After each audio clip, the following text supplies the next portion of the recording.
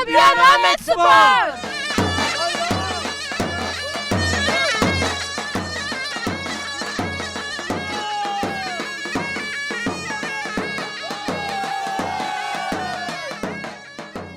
بری ماچ Ahmetspor'u Ümraniye Spor'u zedetiri 3000 Ali giren Ahmetspor'u. Ve bende var ya se poganan u keyfu coşa nezik buna Liga Süper.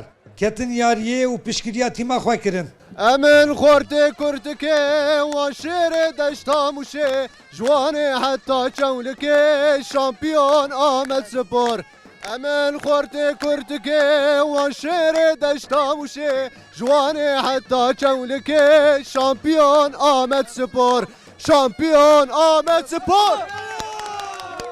امش بنا آمد جاتنا انشالله همه سر کوید Ahmetspor sabah mezef kıymetliye. İnşallah hem duazın hem Süper Lig'de de şampiyon ben. Bu Ahmetspor xwatine. Em ji şampiyonluğa digirin, em şampiyonluğu nistalji. Ez Kurdim Ahmetspor ezim. Ez xwazim Ahmetspor kazanç bike. Şampiyon Ahmetspor. Ahmet'e digre inşallah. Ahmetspor nasnameyi. Hevi u azadiye. از برچیقه هاتما از مهوانم ایرو یا آمد سیپورا از او برازیکی خوام پفره هاتنا Ali uye Kurdawariye em nezik tibin jbervi emşin zeyde Türkçeni yani bu yaver. بردینی هاتما و جبو آمد سیپوری هاتما خوازم قزاج بکم و سرکتش بگشارا سرکتن Serçave xwacı bu hak ediyor. Bu Ahmet'i. جبو آمدیم کریه Dencama not takayım da Ahmetspor bi Ümraniye Spor era. Du Beran Berman tima kesku sor dırya derketina Liga Süper'de. Mala xwe derbek mezin xwar u bi yek puanek razı hat. Pişti maçı bi Hazaran Aligir jî bi hers û xemgîniyek mezin yarîgehê terikandin û bertek nişandan. Moralime sıfır yani. Em dixwazin bibe şampiyon ama nabe. Yani em nabê şampiyon. Vê halê vê oyun em nabê şampiyon. Pir xemgîn e.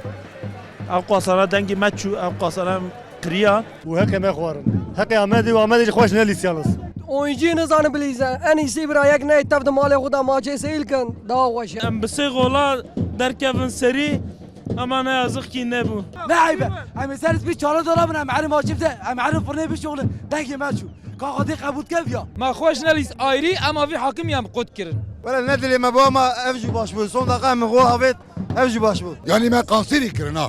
Sê hefte berî Xilasiya Lîgê ku Ahmetspor xwedî avantajek mezin bû ji destana 2 puanan şampiyoniyê li hêviya mucizeyek hîşt û derketina Liga Süper jî xist talûkeyek mezin. Çekter çima nakın oyunu kardeşim.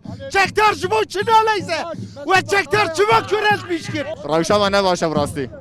Gerem bir playoff ez bavar nakmam derkevin. Peki tane hata kırdı. Celal der nakı çiz Celal. Bevi mamoste Mesut Van Xatar nabe. Bi vê encamê Pêşenga Lîgê Erzurumspor heftê û 8 puanan da Ahmetspor heftê û 2 puanan da duyemîn û sêyemînê Lîgê Erokspor jî bi heftê puanan derbasî sê hefteyên dawî bûn.